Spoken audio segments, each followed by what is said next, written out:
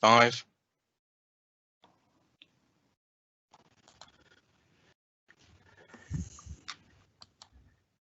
Good evening and welcome to this evening's Development Management Committee meeting.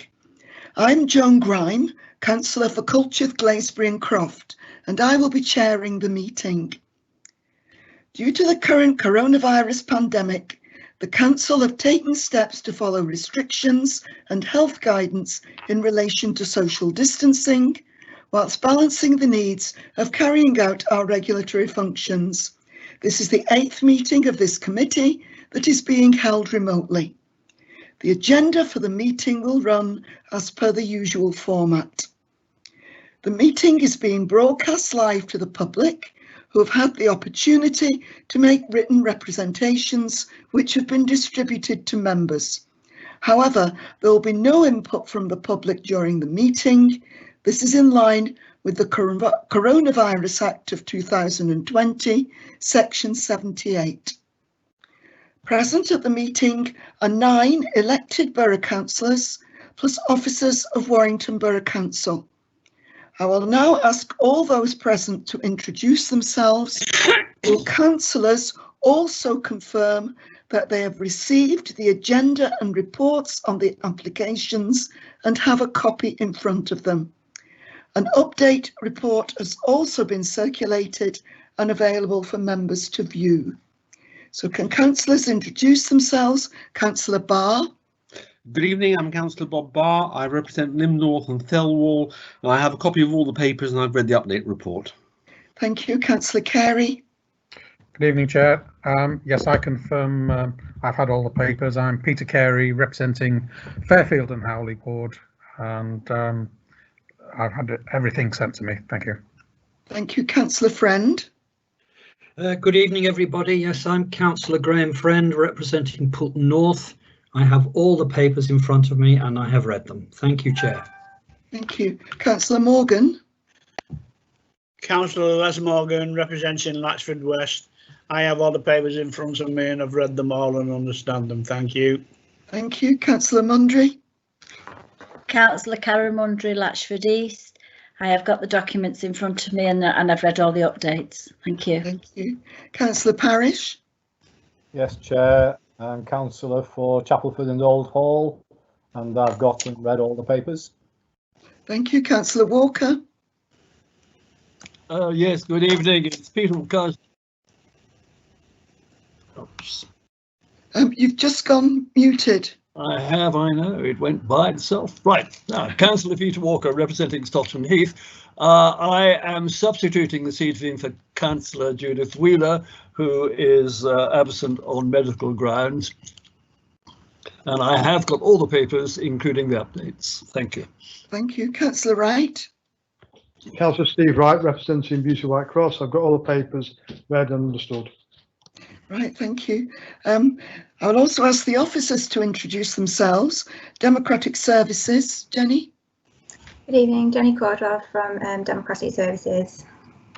Legal Services, Paul.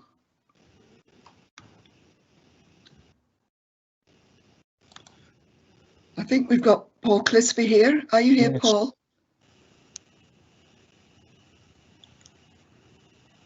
I'll come back to Paul in a moment. From planning, we have Matt Carney. Matt Carney, Major Applications, Team Leader, Development Management. Thank you. Gary? Yeah, Gary Earnshaw, Team Leader for the Mainstream Applications and Development Management. Thank you. Transport, Kevin? Well, it's Kevin Jackson, Highways. And Alison Goff is here as well, I think. Alison? I think Alison might just be having some technical issues. Thank you. Council, but yes, she's online. Okay. Are you with us now, Paul? Paul Clisby? Yes, Chair. I've left my. I'm afraid that I seem to be having some difficulty with my mute button, so I'm going to leave it. I'm going to leave the microphone on. My name is Paul Clisby from the Legal Department, advising tonight's committee. All right, thank you. Going on to the agenda item 1, apologies. Have we got any, Jenny? Yes, so we have apologies from Councillor Tony McCarthy, Councillor Brian Moore and Councillor Judith Wheeler. Thank you. Item 2, declarations of interest. Members are reminded of their responsibility to declare any disclosable pecuniary or non-pecuniary interest which they have in any item of business on the agenda no later than when the item is reached. Can you answer that, Councillor Barr? Nothing to declare, Chair. Councillor Carey? Yes, Chair. The 2 applications for 178 Manchester Road are both in my ward, but I've had no involvement with anybody either for or against, so I'm not standing down on that. Yeah. Councillor Friend? Nothing to declare, Chair. Thank you. Thank you. Councillor Morgan? Nothing, Chair. Thank you. Councillor Mundry? Nothing to declare, Chair. Thank you. Councillor Parish? Nothing, Chair. Councillor Walker? Nothing to declare, Chair. Thank you. Councillor Wright? Only that items 1 and 2 are the ward I represent, but I've had no dealings with them other than this. Okay, and also I have no disclosable item of interest in any of the agenda. Item 3, the minutes of the last meeting were sent to you by email. Does anyone have any problems with the minutes of the meeting on the 5th of August? Any difficulties? Right, I confirm that the minutes of the DMC meeting held on the 5th of August 2020 are a correct record. Okay, we go on to the planning applications. Item number 1, that's application number 2019-35548.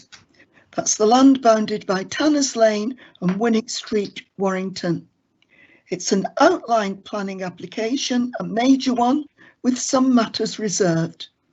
It's a proposed demolition of existing structures and the erection of a mixed-use development comprising 4 blocks of up to 25 stories to accommodate up to 550 residential dwellings, use class C3, 160-bed hotel, use class C1, and 3,000 square metres of commercial, office or retail floor space that can be used class A1, A2, A3, A4, A5, B1, D1 and D2 with associated access, public realm works, parking, servicing and landscaping. All matters reserved for the future apart from access. So can I invite Planning Officer Matt Carney to present a report? Thank you, Chair. Members should be aware of the update report, which provides information on the applicant for the application, as this was missing off the front of the officer's report, and provides clarification that the government's changes to the use classes order do not need to be reflected in this application. The application seeks outline planning consent for up to 55 residential units, a 160-bed hotel, up to 3,000 square metres of commercial, office and retail floor space with associated public realm works, parking, servicing and landscaping. The application seeks to establish the principle and details relating to access only. All other issues would be subject to consideration through reserved matters. 2 access points are proposed, the main access point being from Tanners Lane and a secondary access from Winnick Street to the south of the site. The application comprises circa 1.2 hectares and is bounded to the north by Tanners Lane, to the east by Winnick Street and to the south by the King's Head pub and the site of the future youth zone building, and to the west by the base and the University Technical College. The application is surrounded by a number of designated and non-designated heritage assets.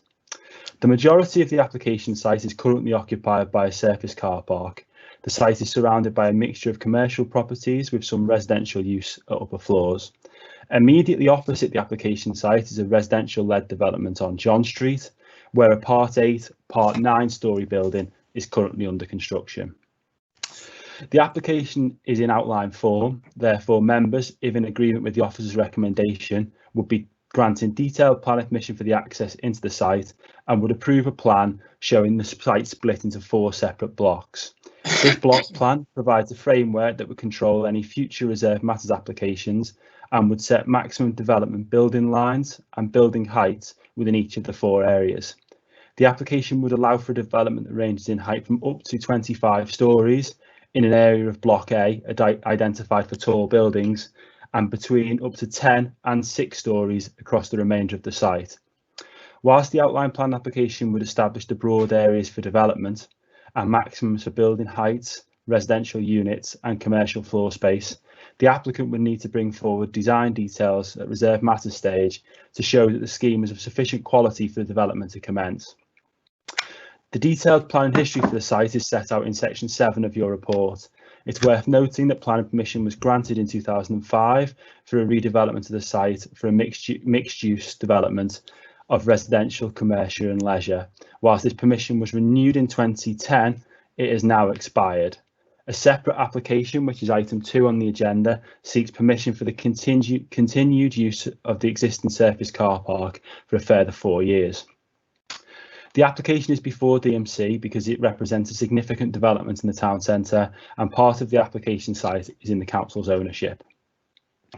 The application was publicised by neighbour notification sent to any adjoining occupier, site notices and a press notice. 2 representations were received as a result, and these are detailed in section 5 of your report. As members are aware, all plan applications must be determined in accordance with local planning policies unless other material considerations indicate otherwise. The relevant planning policies contained within the core strategy are set out within section 8 of your report. The key issues associated with the development are the principle of development, affordable housing, impacts on the highway network, design, townscape and visual impact, impact on heritage assets and residential amenity.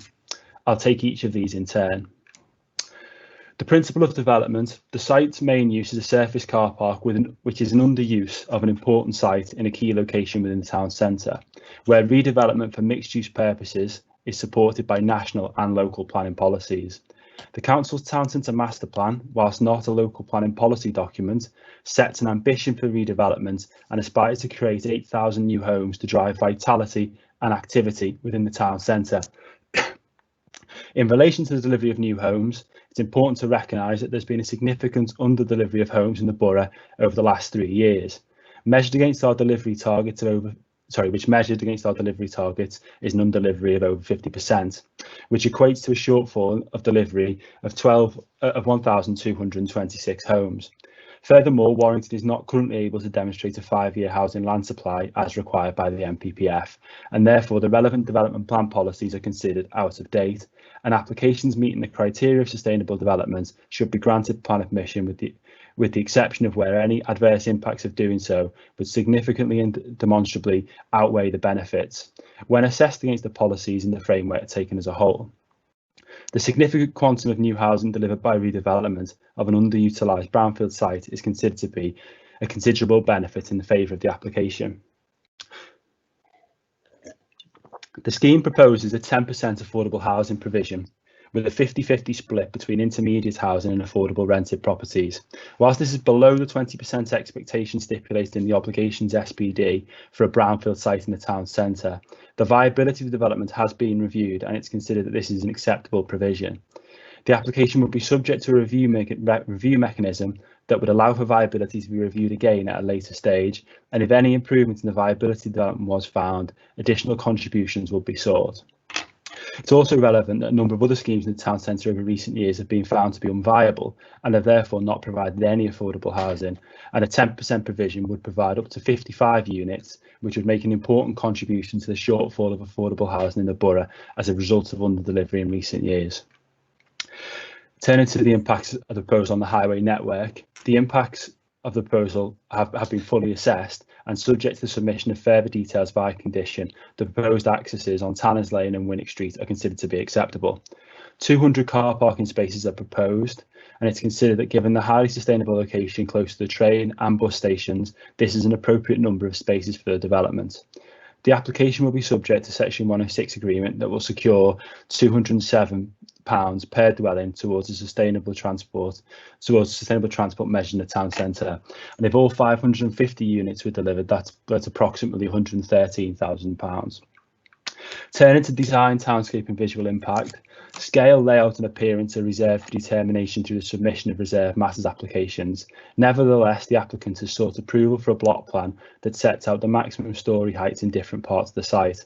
With the exception of the landmark tall building at the corner of Winnick Street and Tanners Lane, the building heights would be comparable to the approved 8 to 9 storeys under construction opposite the application site on John Street, and would be beneficial in reintroducing built form to the site to create a new street scene within the town centre. The tall building zone would allow for the construction of a building up to 25 storeys in height. The town centre master plan identifies the stadium quarter as being suitable for a high density landmark, and it's considered appropriate to have a building of significant height in this location to mark the junction, and such a building could form an important element in the town centre skyline. Its success will be dependent on its massing and design, which will be considered as part of any subsequent reserved matters applications. The proposals have been reviewed by Places Matter, the North West Regional Design Panel, and this provided independent design advice that resulted in changes to the proposal, in particular seeking to ensure the applicants place greater weight on achieving a level pedestrian route through the site. It would be expected that any reserved matters application would also be referred to Places Matter to ensure that the quality of architecture proposed is of a sufficient standard for this location. Turning to the impact on heritage assets, there are a number of designated and non-designated heritage assets in close proximity to the application site. 2 public houses adjacent to the site are both listed buildings, and the development has the potential to enhance their setting given the poor quality of the existing environment. The development is considered to comply with legislation and national and local planning policy in relation to the impact on heritage assets. The application has been considered in terms of the relationships to existing residential properties and the potential impacts of the range of uses proposed by the development, and it's considered the adverse impacts on residential amenity would not arise. At reserved matter stage, where a greater level of information is available, there'll be a further assessment of the quality of accommodation being provided by the development, including an assessment of the size of the new dwellings, access to amenity space, the mix of units, and at present it's considered the size of the site is sufficient to accommodate the number of dwellings proposed. For the reasons I've just set out and the reasons set out in the officer's report, the application is recommended for approval, subject to the completion of a Section 106 agreement. Thank you. I can confirm that we've received additional written representation from Xerum Consultants in support of the application. I will now ask members of the committee to confirm that they have read and understood this representation. Councillor Barr. Read and understood. Thank you, Councillor Carey. Confirm, Chair. Thank you, Councillor Friend. Confirm, Chair. Councillor Morgan.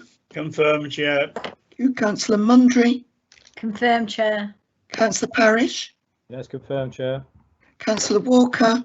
Yes, I confirm as well. Thank you. Thank you, Councillor Wright. Confirm. Yes, Chair. and so have I. I confirm these representations will be included in the minutes of this meeting. I will now invite comments and questions from members to officers in turn, starting this time with Councillor Parish. Have you got any comments or questions for officers, Councillor Parish? Thank you, Chair. Yeah, it's interesting to be going first with this because I think there'll be a lot of concern about whether we could have a bit more notice of this one. I was a bit confused because the architectural press in the Northwest and the Guardian carried details of this application, or at least of what would be on the site, not actually an application, back in August last year, 12 months ago. And this application, and then it was a 17-storey tower, and now it's a 25-storey tower. And although presumably these plans have been available for 9 months and anybody could have looked at them, it seems to come with a bit of a surprise. In fact, everybody seems to have been consulted about it. The officers have been having a nibble at it. It's gone to the Royal Institute of British Architects panel and they've had a go at it. But the people who actually made the decision about passing the plans, it's come a bit of a surprise. Maybe that's our fault, but perhaps we've we've said this before, there ought to be a better mechanism for having a look at major applications like this. I think I'll leave others to get into a bit more detail. Apart from, I did notice I think we've already been told that there's no design really in this, even though there was a design and access statement with the application. Because it's only outline, we can sort of ignore that. But I will make the point that when this first came up 13 years ago, the first Iliad scheme, there was an apartment tower supposedly near the railway line, and that looked more or less like 25 stories. And with all due respect to the architect, I much preferred that to the 17-story design we saw back in August, which I think, dare I say, it looked a bit new townhousey for our liking. And having said that, you know, you can see stuff that the architect has done elsewhere. Mancunian Tower is a project in Manchester. But as we aren't actually discussing design at this point, I think at this stage, Chair, will leave it at that. Thank you. Have you any comments to make in reply, Matt? Perhaps in relation to what was actually included in the town plan that was produced all those years ago, perhaps in relation to that or other comments. So in terms of the planning permission that was granted in 2005 and then renewed in 2010, what that is useful because it sort of establishes the fact that a principle of a large scale mixed use development was acceptable then. But in terms of the design information that was submitted alongside that, I mean that probably will be of its time. But as Councillor Parrish says, the design information that's been submitted alongside this application is intended to be submitted on the basis that it provides an element of confidence that the development of this scale can be accommodated on the site. But clearly, the reserve matters stage is where we really get our teeth into what it looks like and how it sits in, and that will come if outline permission is granted tonight. Okay, thank you. Councillor Walker, have you got any comments or questions for officers? Yes, thank you, Chair. I note in paragraphs 10, 23 and 24, and it was referred to in the introduction by the officer, that the affordable housing number is down to 10%. Now, I do understand the discussions that have taken place and the affordability of the total scheme. However, the borough housing strategy overall between 2018 and 2040 calls for something like 23% of affordable housing. And if we continue to allow developments with less than 23%, and this is down at 10, then we are never going to make available the affordable housing numbers that we have previously decided that we need. So I would like a comment on that. My other comment, well, it's a question really. Some of these conditions will be subject to Section 106 agreements.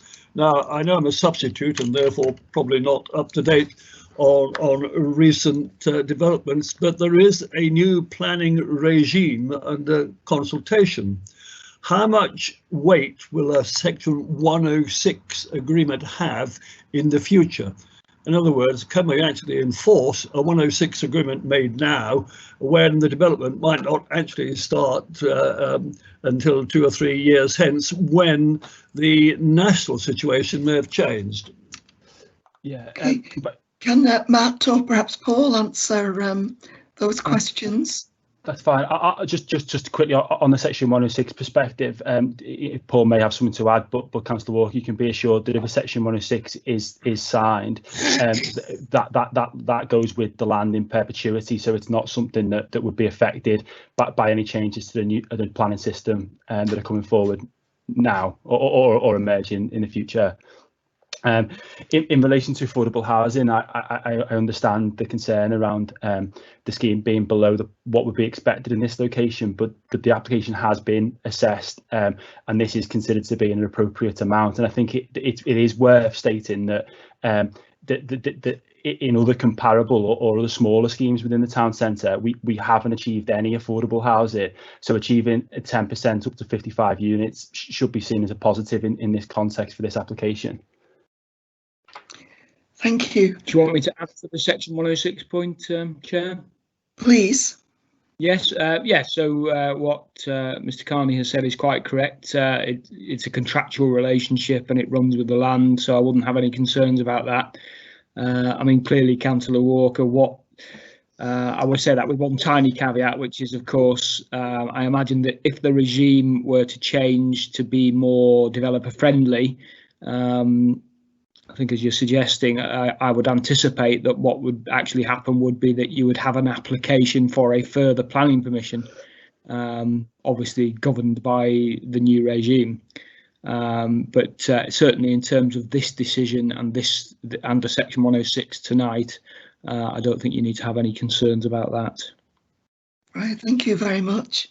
I'll come back to everyone later, but Councillor Wright, have you got any questions or comments? Yes, please. I think I'm very concerned about the affordable housing.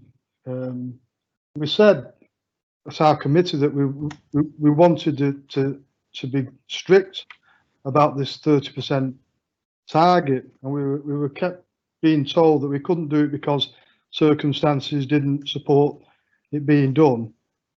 But we sort of said that was a bottom line for us, that new developments, we expect a 30% affordable housing provision. So to knock it down to 10% seems like an insult, really. If they want to go 25 stories up, not too sure about that either. But I think affordable housing, that's not acceptable as far as I'm concerned. Comment? Matt, do you want to reply? Is it 30% in the town centre, or is it different?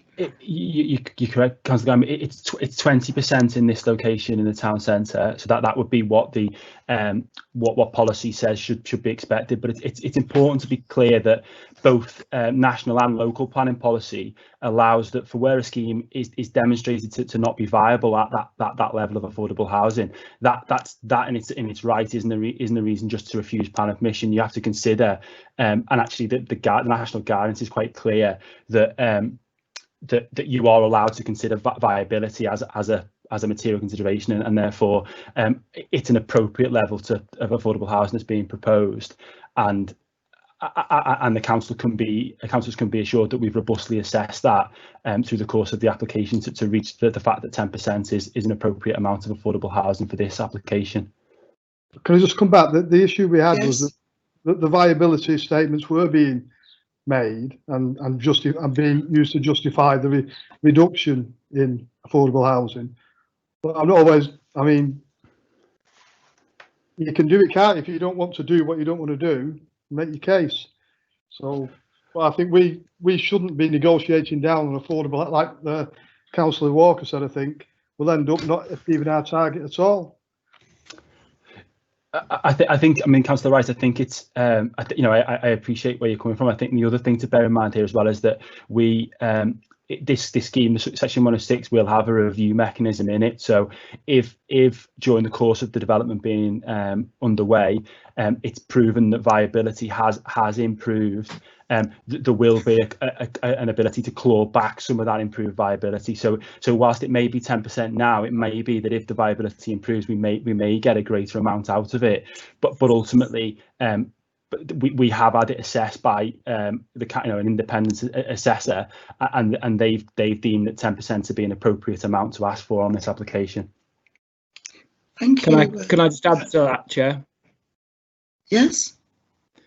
Yeah, so obviously the logic behind that is that if an application or a permission is unviable, then it won't come forward at all, because it won't happen because of the financial issue, and of course that means then there will be no affordable housing, along with the other aspects of the scheme. So that's the logic underlying the viability test. Clearly, the details of the particular viability of the scheme are, of course, open for for discussion. But as Mr. Carney has said, the council uses independent external experts to look at that. Okay, thank you. I'll come back to you later, Steve, if you want to add more. Can we go on to Councillor Barr? Have you got any questions or comments? Well, firstly, a question for Matt, and I do appreciate it's a slightly unfair question because he's major projects in development control, not in planning policy. But can I ask, is there a current town centre supplementary planning document as was promised in the master plan that was delivered to the council this year? There isn't current. There are some emerging conversations around it, Councillor Barr, but at the moment there isn't. There's no document. No. Right, I'm going to quote for the purposes or for the benefit of anybody who's looking in tonight what the master plan says. And it says, to meet the master plan vision of economic town centre urban design guidance, to meet the master plan vision of economic growth with an attractive and vibrant town centre, all future development proposals will need to address core urban design principles and associated guidelines on site design and building heights. Key principles are outlined as part of the approach in the master plan, and it is the intention that a town centre supplementary planning document will be prepared. And then it goes on, there's a section specifically on building heights. The building heights framework outlines, in line with the overall approach and aspirations of Warrington Means Business and the local plan to maximise the development of brownfield sites and land uses in town centres' urban core, the master plan envisages that the density of development, including building height, will increase. To ensure quality in the streetscape, building height guidance in the SPD will reference existing spatial patterns, interpret the character of development quarters and development sites, considering massing, density, building height and building adjacencies, including historic buildings and street patterns within the existing built form. Now, we're being asked to approve an outline that allows 25 stories without any of that. Is that correct? But I think elsewhere in the, I mean, firstly, the master plan is an ambition document. It is a material consideration and can be given some limited weight. But elsewhere it sets out what the ambition is for the town centre, and one of them is to increase density within the town centre, to increase the number of units. Yes. And it goes on to sort of set what consideration will be given to it. Talks about gateways, and in relation to the statement quarter, it talks about the ability to have a more dense development. So I'm satisfied that in that context, you know, we can reach a consideration on this application without the town centre SPD being enforced, because we're effectively assessing it against current national local planning policy and any relevant guidance within the master plan. But as I say, that's not an adopted planning policy. It's an ambition document for the council. Mm-hmm. Okay, do you want to come back, Bob? May I come back, Chair? Yes, I have several problems with that. Firstly, the cover of the master plan document, the ACOM 3D model, and you mentioning 9 stories before as being an average height for a densified town centre. All of that has been before us, and that's what's been presented all the way along. Yes, there was a discussion last year which ended up in Warrington Guardian, ended up elsewhere, as Steve Parish has pointed out, for a 17-storey landmark as an exception, and I was consulted as to whether a 17-storey landmark on this site would be acceptable. And my view then was that was at the absolute maximum level of acceptability, but nothing beyond that, and I'd prefer 15 stories to 17 stories. Now, there's another issue as far as residents in Warrington are concerned. This council has been accused of having aspirations to turn Warrington into a city. Now, whether this is city status, which is an honorary title, which I think Warrington deserves, was another matter, but people say that we want to compete with Manchester and Liverpool. Well, this building wouldn't compete with Manchester and Liverpool. The Beetham Tower is 50 stories high, but this would be half the height of the Beetham Tower, which when built was the largest, tallest mixed-use building in Europe.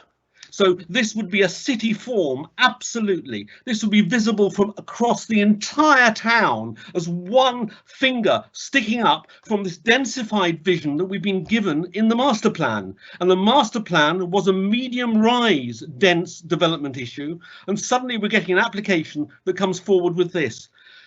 To add insult to injury, in your very own report, you say this isn't necessary because there's a limit of 550 residential units here. And you say that if you built 25 stories, the buildings next to it could be lower. Well, why can't the buildings next to it be higher and all of it be of a height which is appropriate for Warrington as a town, not Warrington as an aspirant city? So I feel very, very strongly, as you can hear from my voice, I feel very strongly about this. And my view is that we do not have the policy basis to approve this as an outline tonight if 25 stories stays in. Thank you. We'll come back to you later, Councillor Barr. Councillor Carey. Matt may want to come back, but I won't come back to him. I mean, just on that, I think it's fair to say that you know that national local planning policy, but advocates the reuse of redundant brownfield land, and there is an element within the around the master plan and also within those documents around increasing the density. This building clearly it would be a landmark building. It's a gateway location into the town, and it would be highly visible. But that at this stage, in terms of provision of an outline application, is considered to be acceptable in principle by officers. The critical consideration would come through at reserve matters stage, where we then start to look at the design, the appearance, and actually all of those matters would be then with that on the table allows a much more considered conversation around it. But ultimately, as an overarching principle, the consideration around 25 stories is considered to be appropriate. Thank you. Thanks for that. Councillor Carey, have you any questions or comments? Yes, Chair. I've just listened very carefully to those last few exchanges, and I'm afraid I'm of a similar mind. To me, this isn't us aspiring to be a city; it's us aspiring to be part of Legoland. I can't go along with the stipulated number of stories that each of these blocks shall have, especially the 25-storey one. To me, the officers have not kept us up to speed on this, and to come tonight with this report, which has got very poor graphics in it, a lot of the stuff that's in there you can barely read, and to say this is only to approve the access for transport, it isn't. It's got all the designated blocks that they want referred to in the application. It's got all the heights of the buildings. It's got a reduced level of social housing. In fact, I can't think of a site which has been developed in recent years where we've actually achieved the 20% on social housing. In each case, we've had arguments as to why it's got to be lowered, even at the outset. And with regard to viability, the only time that viability has come back to us is when applicants have asked for the contributions to be reduced, even below those that were agreed at the time of granting planning permission. One thing that is not properly addressed in the report is the large green arrows going into Dalham Lane, and the fact that the office block at the south of the site doesn't appear to have any sort of transport lines going to it or from it. Now, if it is that these green lines heading towards Dalham Lane indicate that there's more traffic going to go down Dalham Lane, it just won't work.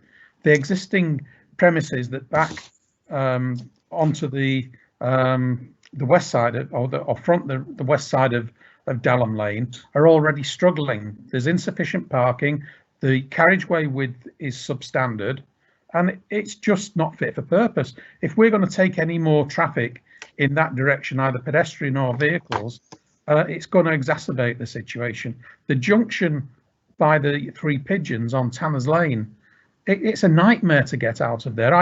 I have my doctor's surgery halfway down that lane, and when you're coming to get out, if there's any traffic on Tanners Lane, you know, you're just taking your life in your hands when you decide to make a dash to go in whichever direction you're going in.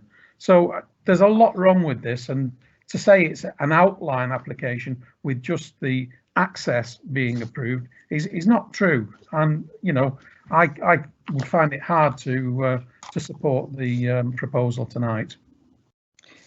Thank you. Kevin, would you like to come back on the access? I know it's pedestrian, isn't it, onto Dalham Lane? Yeah, I think there's two points on. Yeah, I think there's 2 points worth noting. It's purely pedestrian is the first thing, and there is a scheme afoot for Dalham Lane to improve the junction and to improve, well, the whole link.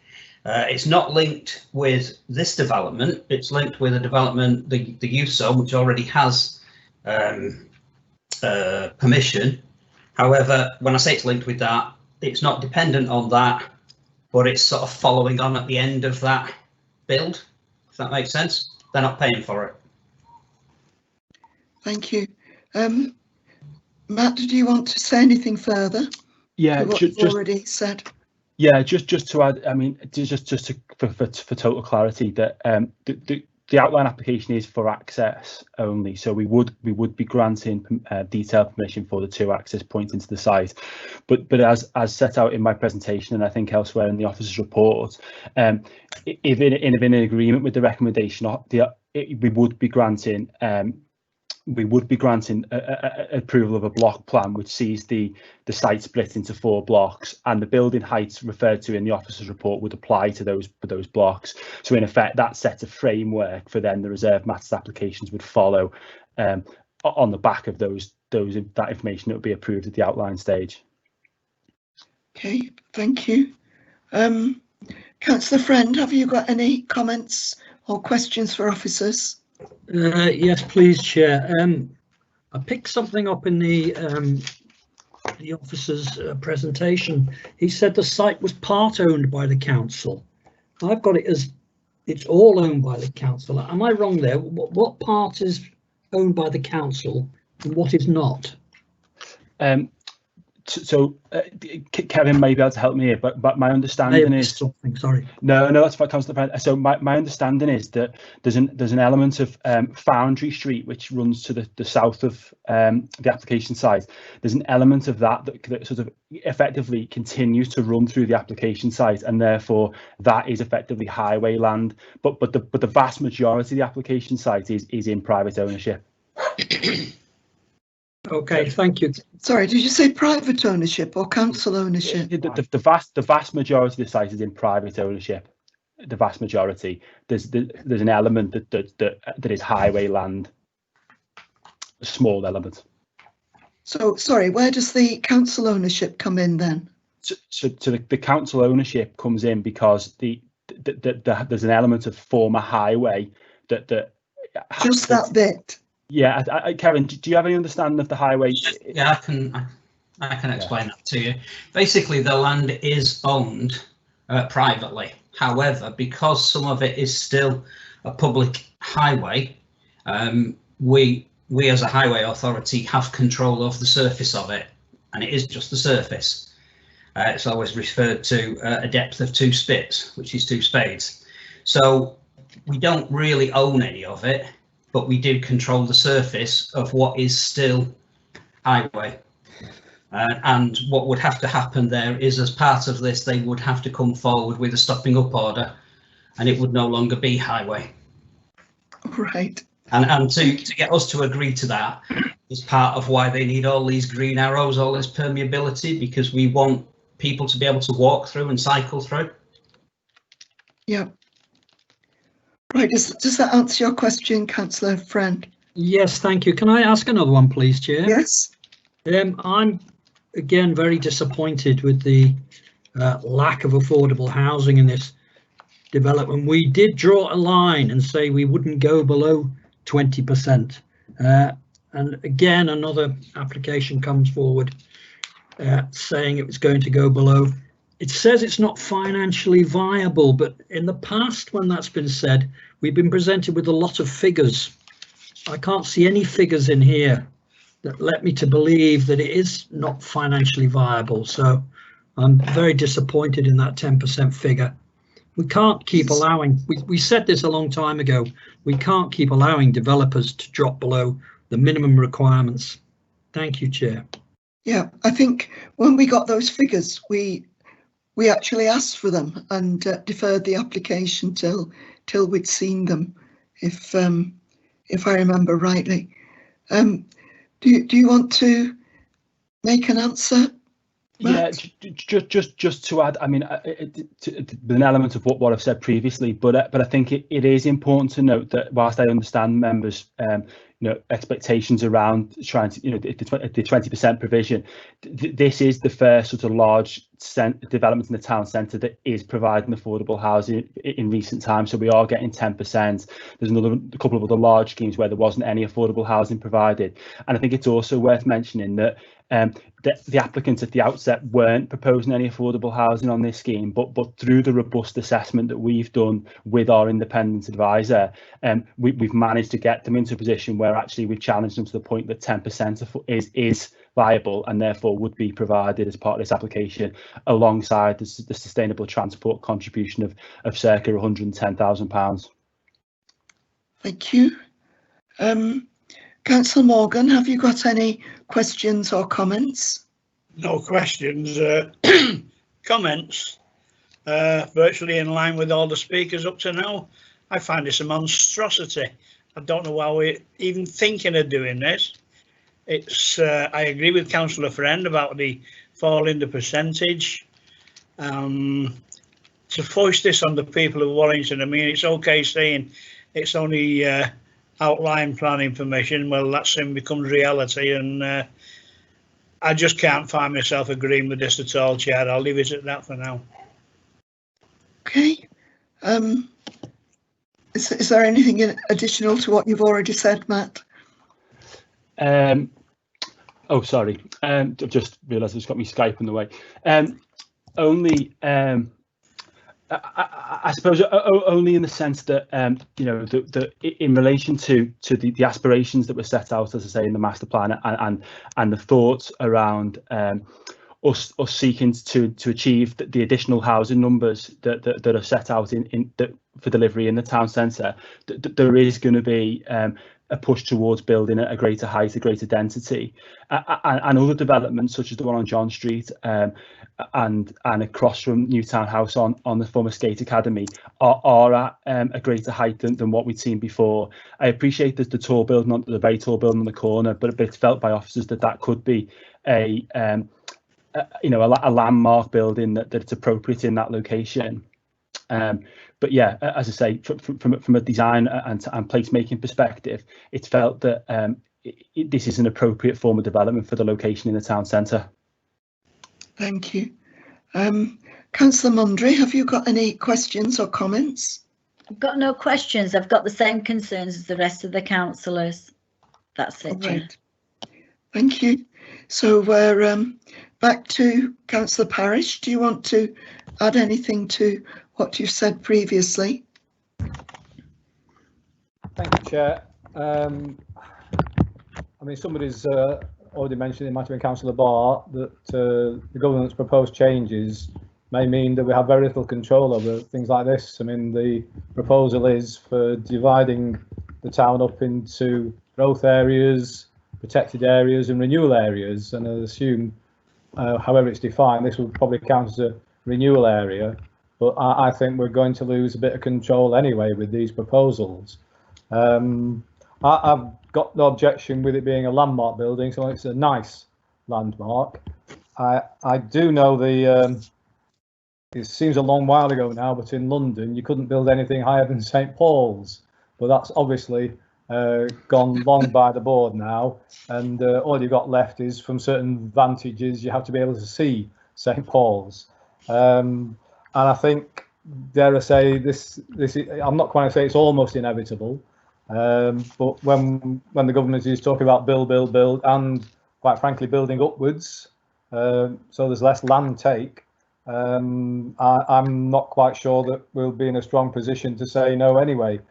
I'd go back to say that 13 years ago we did have proposals that included a very tall building as proposed now, It might have been the planning committee then might have turned that down.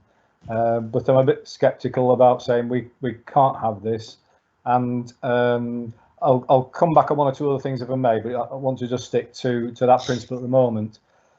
So so in terms of the principle of a 25-storey building, which I guess would be about the height of St Elphin's Church, although it's a mile and a bit away, I think, or maybe less than that. It would obviously be visible for a long way round, and yeah, I'm not sure whether Warrington is ready for that, but I'm afraid I'm beginning to think this sort of development is now inevitable. On affordable housing, I'd just be a bit wary. I can't see anything. I'm not asking through the conditions again.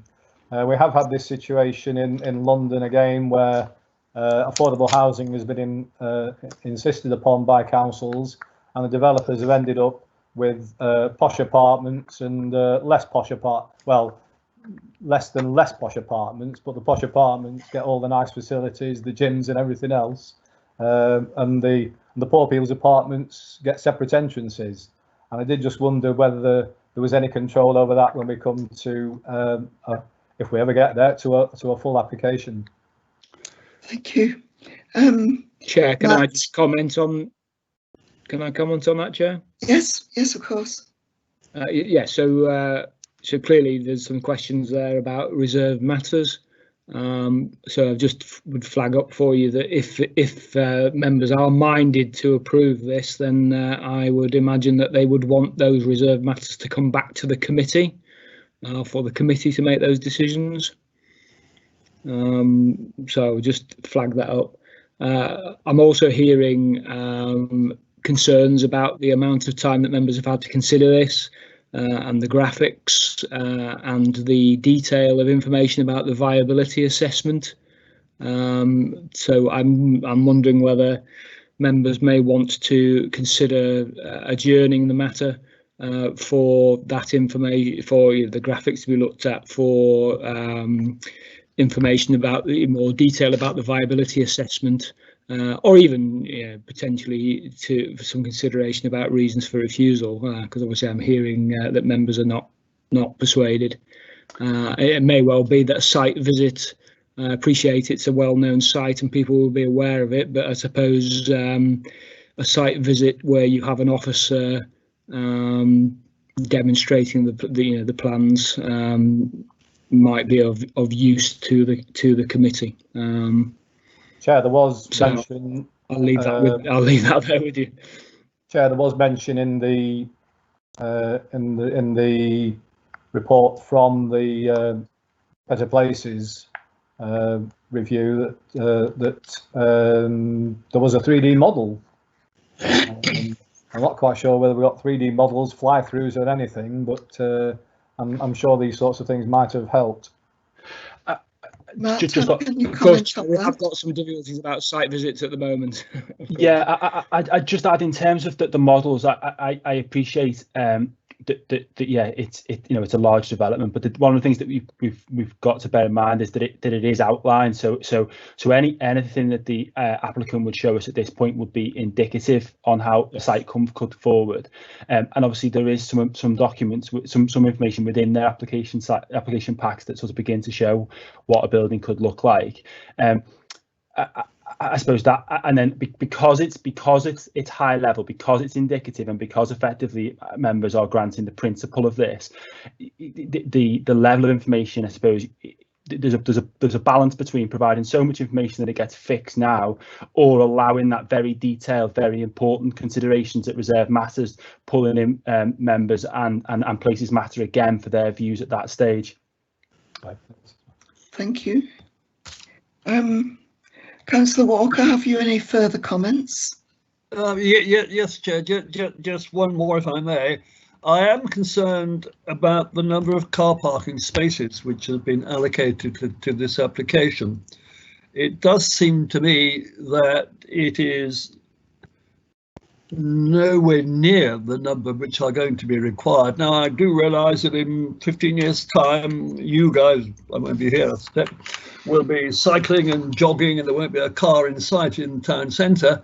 But coming from Stolton Heath, I'm very well aware that where you have a place with more cars and spaces to put them, then there is conflict continuously. And I suspect that's exactly what we are going to create here, with a maximum of 200 spaces for what is proposed.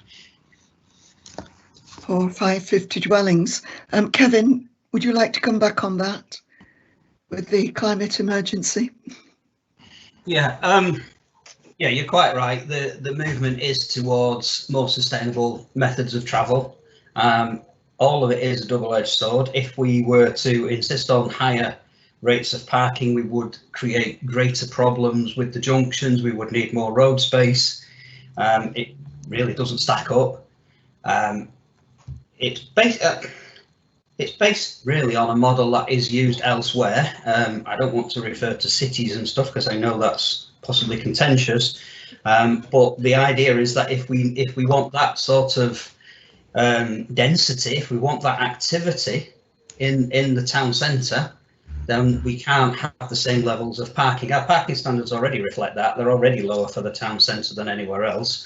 And one of the important factors with this is the Section 106 contribution, which will go towards improving sustainable transport in this area, and will be pooled with others to make it more effective. I would just say that the actual developer is confident that he won't even be able to sell all of those parking spaces to the residents. Just to add to that as well, as you know, as members will be aware, there's a large multi-storey car park that's under construction, it's been approved as part of the John Street development, immediately opposite the site as well. And then clearly there's the very close link to the transport links with the stations and also the bus station.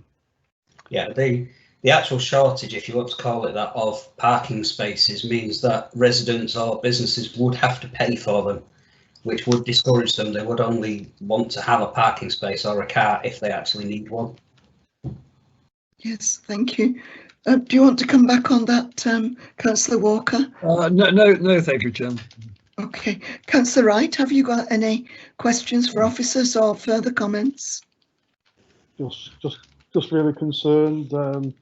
Nothing's been said that's helped to make me see this as being a good idea. I'm still there. The internet's a bit iffy. I'm still there, yeah? You hear me? Yeah, yes, we can hear you.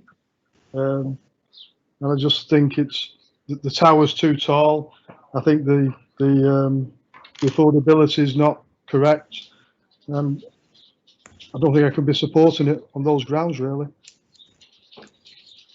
Okay, back to Councillor Barr. Have you any further comments? Just one or two, but really to repeat. Firstly, I'd like to say to Matt, it's a good report. The principle of development and almost everything about it, I'm perfectly happy with. The two aspects that I and fellow councillors are not happy with are firstly affordable housing, and that's partially due to a scepticism about viability accounting. I'm really bothered. My view is that if people say that a project isn't viable, they should get planning permission on the basis of open book accounting on a project so we can see exactly where the money is going. And the other issue about affordable housing, I'm not convinced that this is the ideal urban form or place for a lot of affordable housing. So 10% strikes me as being right here, but I'd like to see the other 20% funded and put in more appropriate places. And we're told that will undermine the viability of the project. So my principal objection to this outline planning application is on the basis of design, townscape and visual impact, and it rides a coach and horses through the town centre master plan. We have been denied access to the 3D model, which we were promised was going to be there for the guidance. We haven't got the supplementary planning document that we've been promised. And however many times Matt tells us this is only an outline document, if we agree to an outline document that accepts the principle of a 25-storey tower, we will not be able to make that tower any lower. So my view is I would go for 15, change the 25s to 15s, and they can then argue for increases under reserved matters in the future, rather than starting at 25 and having to argue to prevent them from having something we've already agreed to. So it's the height and it's the affordable housing that concern me. The rest of the principle of this development, I think, is good. It's a shame we've been waiting 15 years for it with a semi-derelict site in such an important part of the town centre. It's not before time, and we don't want to hold this up. But if we allow something to be built which is simply not of the character of the Warrington we aspire to have over the next 50 years, and the town centre master plan is very good at having a very good aspirational plan for a densified town, then I think that we will have taken the wrong decision tonight. Thank you, Chair.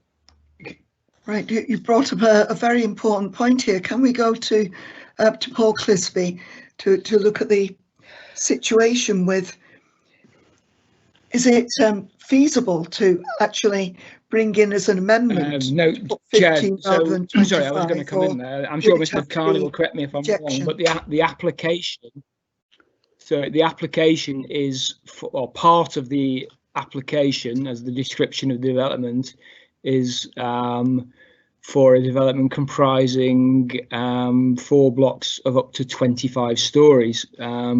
So the answer to my understanding is that is the application that's before you. So you either refuse it or you permit it in that aspect, because that's what they're asking. That's what's been applied for.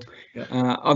The only other alternative would be to go back to the applicant and ask your officers to have a discussion with them about whether they would amend the description of the development. Just to add to that, I don't know whether Matt wants to comment on. Yeah, I will do, Paul. I mean, just to add to that final point, I think that is a good one, in that the application has been in for some time. We've had discussions with the applicant, and we've tried to find solutions to issues. So some of the increased height has come about with trying to resolve some of the issues around permeability and ensuring that level routes through are provided. So that's one of the reasons why then height increases, because the number of units. So one thing I would say is that I think the applicants would be quite happy to have a conversation. I think the strength of members feeling around the 25-storey tower is pretty clear. If members are minded to defer, that is something that certainly officers could pick back up with the applicant and have a conversation around trying to see whether an alternative solution could be found that provides a bit more satisfaction for members than the 25-storey tower. Thank you for that. Councillor Carey, have you got any further comments or questions for officers? Yes, Chair. We only get one chance to do this the right way, and tonight isn't the occasion. I'd rather live for a few more years with a surface level car park in that area than to approve a plan that I'm going to regret for the rest of my life. So I think if the officers want to take this away, work on it further, and then come back to the committee with a presentation, a face-to-face presentation. I'm sure if they can find a venue large enough where we can discuss these issues in depth before it's brought to us for a formal decision. I think that would be the best outcome I could hope for. Thank you. Councillor Friend. Sorry, do you wish to comment at that? Sorry? I didn't ask Matt if he wished to comment, or Paul. Sorry, no. I mean, I think Councillor Carey has effectively, reiterated some of the points that I made in my last statement. Yes, I have nothing else to add. I was rather judging that myself, but I thought I'd check. Right, Councillor Friend, any further comments? No, I would just support the comments of Councillor Carey and Councillor Barr. I think I'd prefer this at maximum of 15 stories and 20% affordable, and let them prove that it's not financially viable with open book accounts. That seems to be the way forward for myself. Thank you, Chair. Thank you. Any comments? Just Yeah, just on the open book accounts, I think that it's fair to say that our assessor has been through the information that's been submitted by the applicant in an open book appraisal and is satisfied with the affordable housing provision that's being proposed. Okay, we have had them before though. We've had pink sheets at a part 2 with some details of just what the accounts were, and we've been able to question things like the value set on the site and so on, whether it actually is what was paid for the site. I remember things like that we've been able to see. Sorry, yeah. So sorry, Councillor Graham. I think what I was the point I was trying to make was that our independent assessor, has seen all of the valuable, the variables in the assessment, and it's effectively on an open book appraisal. I appreciate that information could be provided to members in another format if that's what they're asking for. Thank you. Councillor Morgan, have you got any further comments or questions? Yes, I still can't support it as it is down on paper for the 25 stories. I'm more inclined to listen and go along with the suggestions of Councillor Carey. Okay, Councillor Mundry, have you got any further comments or questions? I've got no questions, but I'm in agreement with Councillor Carey. Okay. Do any councillors wish to make any further comments? As we're next on the list anyway, Chair, I'm not sure you're going to go around again, but Councillor Parish, I think I've sort of hinted that I'm not, as a building this height has been on the cards for 13 years, I'm not that desperate about it, especially with some of the changes to planning regulations that are in the offing. I did just want to raise one thing, which is probably off this application, but it's mentioned and that's Network Rail seem to be hinting that because there wouldn't be a lot of car ownership, they'd be expecting a lot of commuters out of Warrington to Liverpool and Manchester, and therefore we're sort of hinting, can we have some money to improve Central Station, which seems a bit odd. If they're going to get a lot more passengers, they're going to get a lot more revenue. They should be paying us. But I did note in the master plan there is this idea of revamping Central Station, so the main entrance becomes where it used to be at platform level on the Manchester bound side, and I must say that strikes me as very odd when when Network Rail spent all the money doing a nicer entrance at more or less ground level, because if you had to go up to the main entrance on that side at the platform level, you'd have to go into the station along the platform down to the level where you come in now and back up the other side, which doesn't seem to me a bright idea, especially the distance you'd have to walk to get from the train station to the bus station. Thank you. Does the traffic officer wish to make any comment? I would agree with the councillor, to be honest. I think Network Rail want their cake and eat it. Thank you. Do any other councillors wish to comment?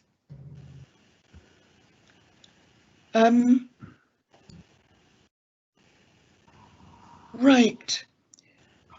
I think any officers wish to make? Sorry, go on. I'm just thinking if it were to be deferred, I think we wouldn't want it to come back without the height reduction and the affordable housing resolved. Really, in my view, they're the two sticking points. And the affordable housing, we shouldn't keep backing down on the affordable housing because we'll never get the affordable housing. So my bottom line, really, I don't know what the committee members think. But yeah. Perhaps Paul can comment, but I think we can make clear what our concerns are, and I think it is very clear what our concerns are, but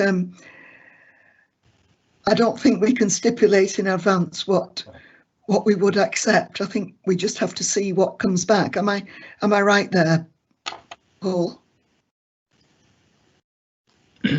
Oh yes, Chair. I mean, clearly, any applicant is entitled to have the application they put forward determined.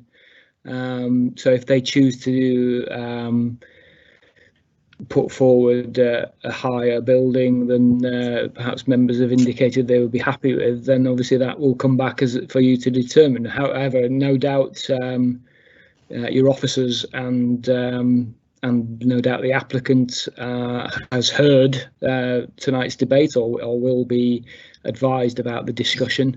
Yeah, so I'm sure they'll be under no illusions as to the concerns of the committee. Yes. Yeah, and I would say that obviously I would put them as concerns because we're not predetermining anything, are we? No. Although you may be minded in certain directions, no final decision has been made, has it? Chair. Can I comment myself that presumably there's some room for manoeuvre, because it's pointed out in the notes that one of the reasons for the 25-storey suggested building is that the others are much lower, that we've got 6 stories and 9 stories and so on.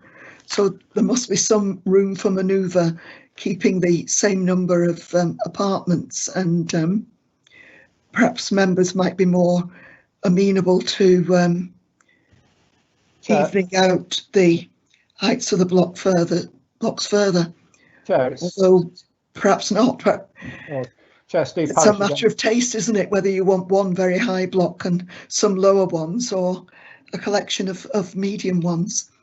That's what I see. Sorry, who wants to speak? Steve Parish. Sorry, I mean, Steve. I think one of the big problems is that these proposals have come to us after various bits of knocking around by various people that we've not been involved in. The officers are trying to, in a few minutes, explain a process which has taken months to get to this, and the give and take and that sort of thing. And we've not been party to it. But I mean, as I understand it, one of the, I might have misread it, but one of the ideas was that the height of the buildings reduce as you go towards Central Station, so they are sort of stepping down.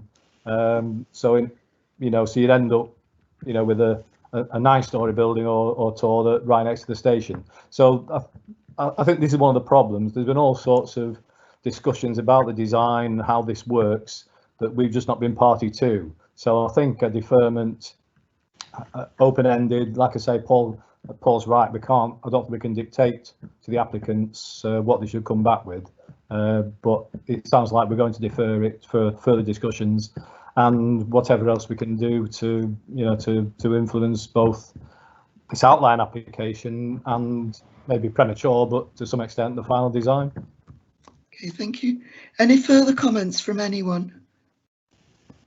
Right, well, I think then I need to propose that we defer the application for further discussions between officers and the applicants on the lines that we've been discussing. Peter Carey, are you prepared to second that motion? Yes, Chair, I'll second that. Thank you. Are there any amendments to that motion?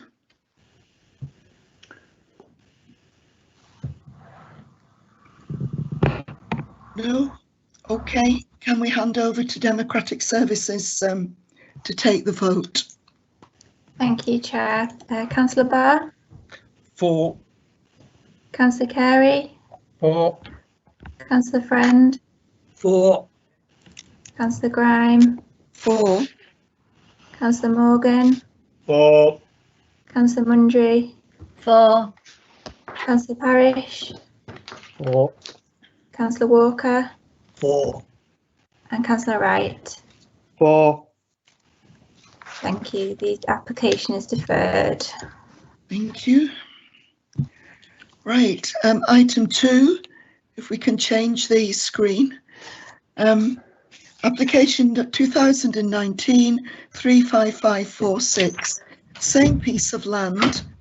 This is full planning major, and it's the continued use of the existing surface car park for a further 4 years,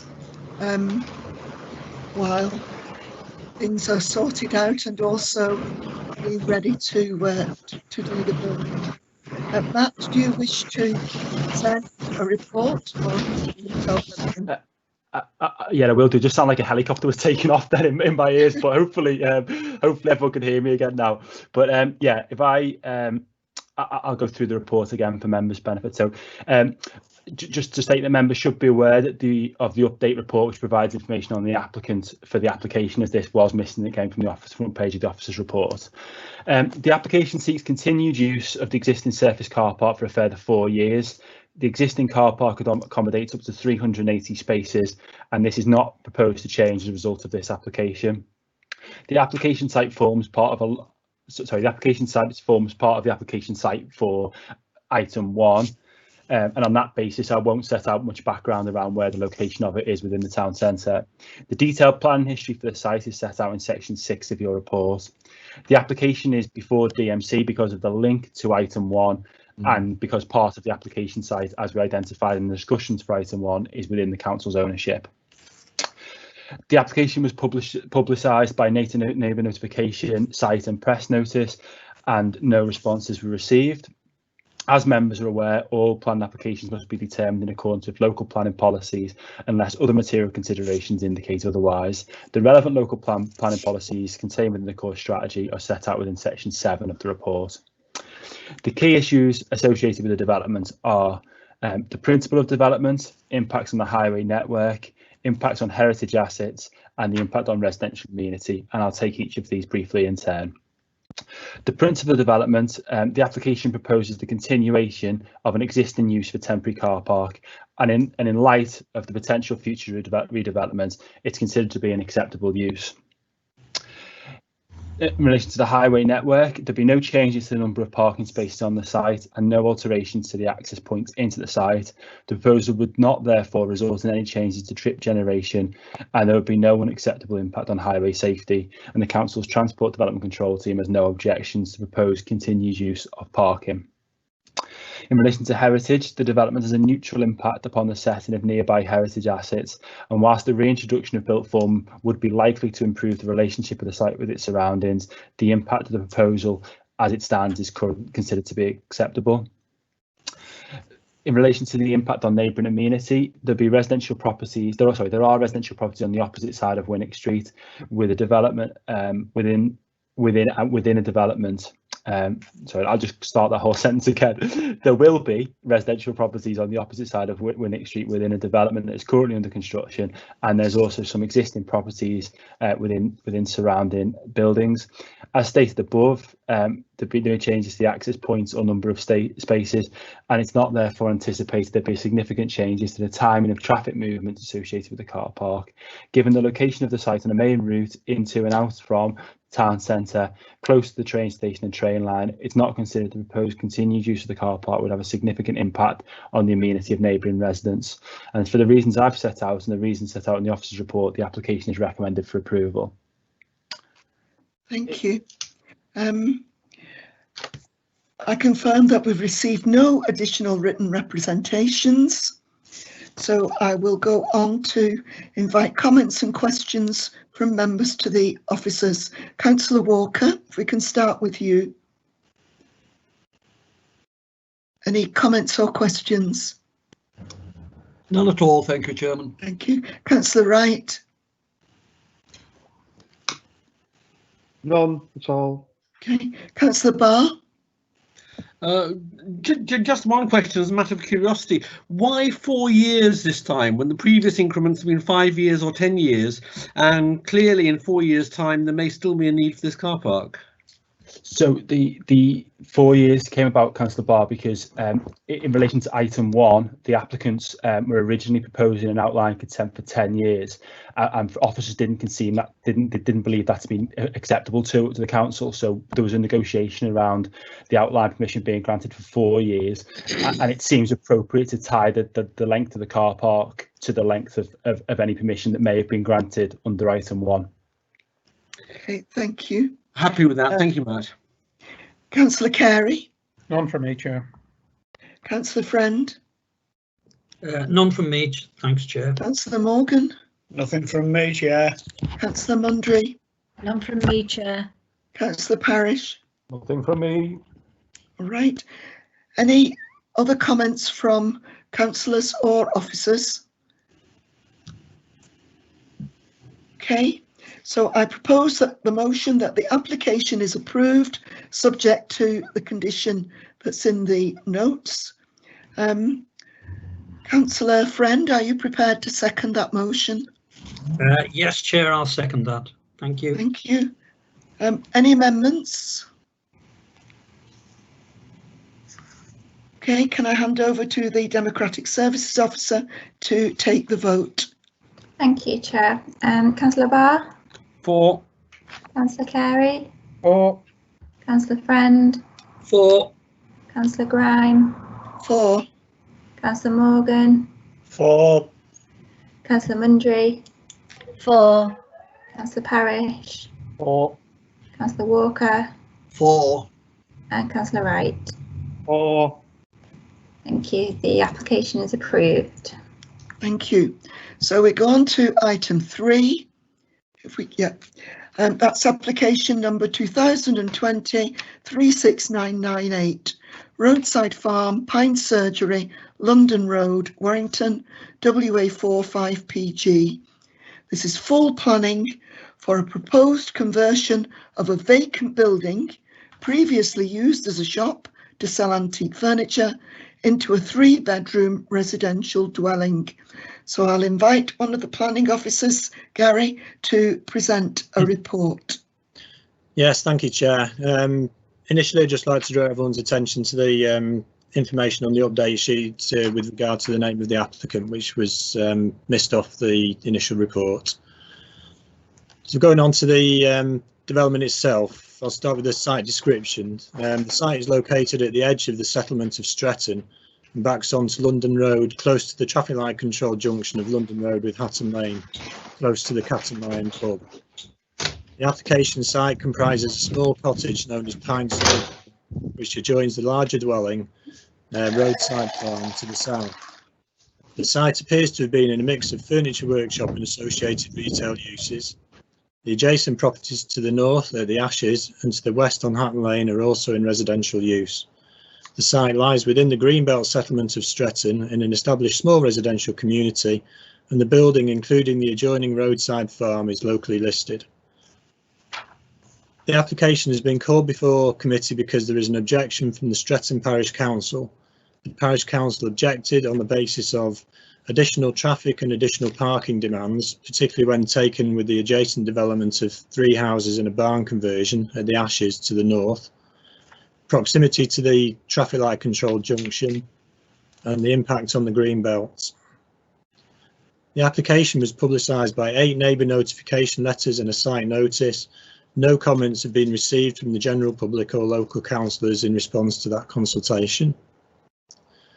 As members are aware, all planning applications should be determined in accordance with local development plan policies unless material considerations indicate otherwise. Local plan policies against which the application should be assessed are contained within section 7.4 of the report. The main issues with the development are the principle of the development, heritage, residential amenity, traffic and highway safety, and I'll look at these individually. In terms of principle, the site is within the Greenbelt settlement of Stretton and Greenbelt policies apply. With particular regard to this proposal, National Planning Policy Framework sets out that the reuse of a building, provided it is of permanent and substantial construction, need not be an appropriate development in the Greenbelt. The applicant has provided a structural report which establishes that the change of use can be undertaken without the need for substantial alteration to the external fabric of the building. The proposed change will not have any greater impact on the openness of the Greenbelt and is therefore in accordance with Greenbelt policy. Although the site has in the past been in some limited retail use, it does appear that this was small scale and associated with a workshop use. It's considered that the loss of the retail and workshop use would not result in any significant harm to the local retail or service provision. Furthermore, the proposal provides a small addition to the overall housing provision in the borough, and as such, the principle of the development is acceptable. In terms of heritage, the building, including the adjoining Roadside Farm, is locally listed, as is the nearby Cat and Lion pub. The application proposes minor external alterations, including re-rendering, together with some new fencing, as detailed in paragraph 9.9 of the report, Our conservation officer has assessed the proposals and it's considered that there will be no harm to the heritage value of the property itself or adjacent heritage assets. Consideration has been given to the impact of the proposal on the amenities of the occupiers of nearby residential properties as well as future occupiers of the development. The proposal will result in a use which is better suited to the residential surroundings. The dwelling to the front of the property is at number 4 Hatton Lane, which is to the west. This has its side blank gable facing the property at Pine Surgery. The habitable room windows of Pine Surgery would be over 14 metres from this dwelling, and as such the outlook for future occupiers would not be compromised. The proposal also includes private garden provision of 40 square metres, which is proportionate to the cottage and would allow external recreation and amenity for future occupiers. The Environmental Protection Team have raised no concerns in relation to the proposal, providing that adequate mechanical ventilation is provided, and this can be achieved through planning condition. The requirement for this by condition has been agreed with the Conservation Officer, as it is considered it wouldn't significantly harm the fabric of the building. Consideration has also been given to the impact of the proposal on traffic and highways, including parking provision, and particularly in the light of the objections to the Parish Council. A residential use of the property is considered preferable to a commercial use in terms of the level of activity and parking generated. Whilst the location is challenging, located on the very busy and important A49 London Road and in close proximity to the traffic signal control junction, the proposed dwelling would utilise the 2 existing parking spaces accessed directly off London Road immediately to the front, and this will be compliant with Warrington's adopted parking standards for a 3-bedroom dwelling. There are 3 new parking spaces and some scope for turning within the site provided to the rear. This would serve the existing retained dwelling at Roadside Farm and is the requirement for that larger 4-bedroom dwelling. Parking areas will be served by the existing long-established highway access arrangements. No new or altered access is required. There are no objections to this approach and it's considered to represent a good solution and overall betterment in terms of the site as a whole. Highways officers have confirmed that there are no adverse highway conditions arising from the proposal. In conclusion, taking into account all material considerations, it's considered that the application is in accordance with the relevant policies contained within the local plan and is therefore recommended for approval subject to conditions. Thank you, Chair. Thank you. I can confirm that we've received no additional written representations. I'll now invite comments and questions from members to officers. Councillor Wright, have you got any comments or questions? Not this moment. Right, Councillor Barr. I'd just like to thank Gary for a very clear report, and I can't see any objection to this whatsoever. Thank you. Councillor Carey. No comments, Chair. Councillor Friend. Nothing at the moment, Chair, thank you. Councillor Morgan. Nothing at the moment, Chair. Councillor Mundry. No comments at the moment, Chair. Thank you. Councillor Parish. Thank you, Chair.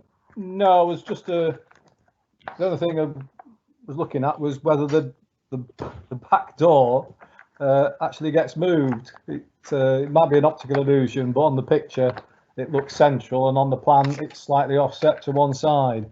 That was my only very slight reservation to this one. All right, Gary, have you got any comment to make on that? I don't believe there's any proposal to move the door in such a small degree. Thank you. Right, Councillor Walker. I have no comments, Chairman. Right. Just a last check. Any councillors or officers wish to make any other points? Okay, then I propose the motion that the application is approved, subject to the conditions that are in the notes. Councillor Barr, are you prepared to second that? I'm happy to second that motion. Thank you. Are there any amendments to the motion? No? Can I hand over then to the Democratic Services Officer, Jenny? Thank you, Chair. Councillor Barr?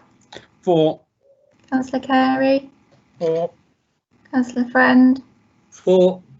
Councillor Grime, 4, Councillor Morgan, 4, Councillor Mundry, 4, Councillor Parish, 4. Councillor Walker, 4. and Councillor Wright. 4. Thank you. That application is approved. thank you. We go on to item 4. Application number 2019-35102. It's 178 Manchester Road, Warrington, WA1 3AP. It's full planning, a proposed car wash extension, customer waiting area, which is a cabin to the side of the shop, and additional fencing.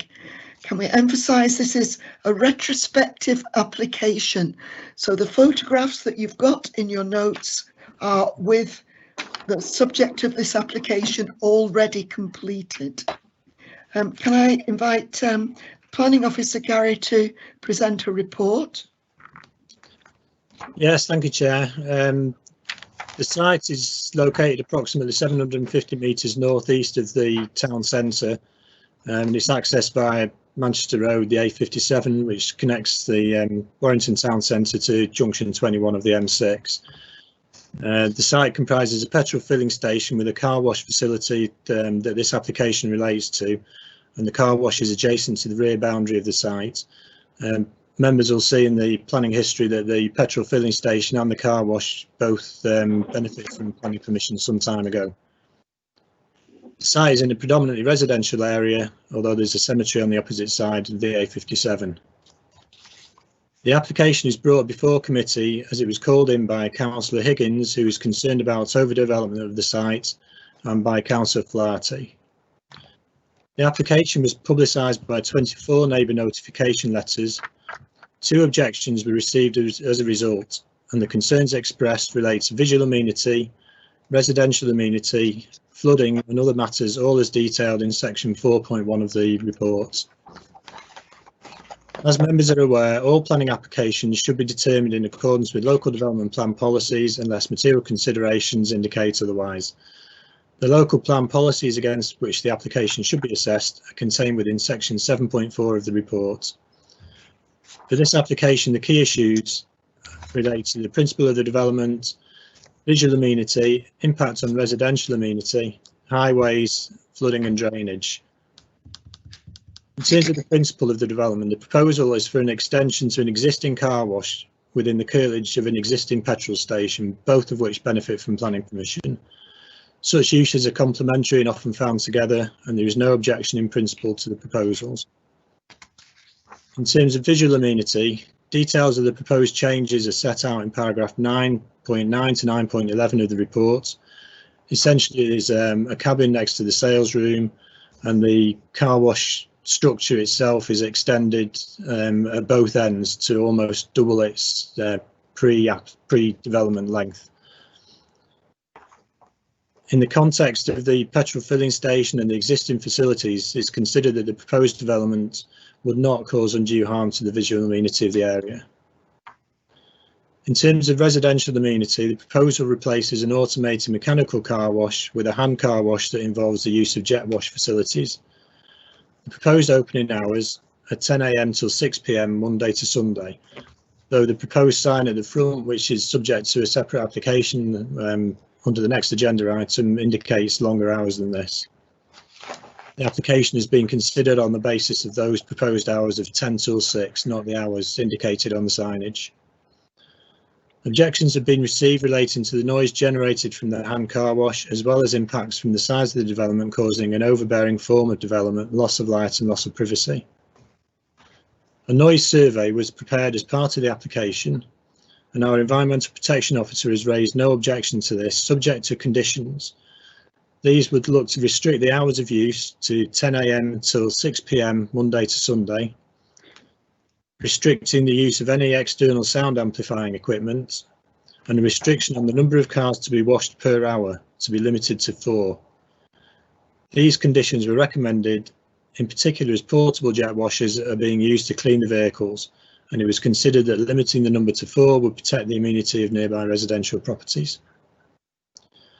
The waiting area next to the cabin is being raised above ground slightly, but a new 2.75 metre high timber fence has been erected as well, which goes 2.4 above the height of the decking area, as shown on plan 578-01.